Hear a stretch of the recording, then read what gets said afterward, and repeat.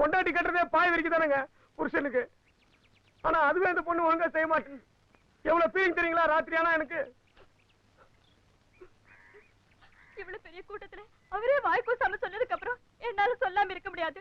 எங்க பாருங்க, பொண்ணுன்னா பூ மாதிரின்னு சொல்லுவாங்க. அந்த பூவையே கசக்கி மோந்து பாக்குற பிறவி எப்போ பிறவி அவரு.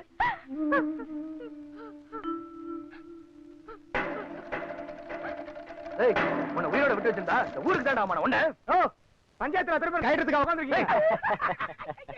பின்னையா எம்எல்ஏ குத்தா தீர்ப்பு சொல்றதை விட்டுட்டு பஞ்சாயத்துல எப்படியா ஒரு ஆள் வந்து என்ன அடிக்கலாம்?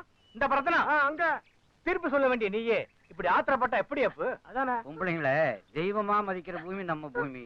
இங்கேயும் இப்படிப்பட்ட பாவிங்க இருக்கதானே செய்யறாங்க.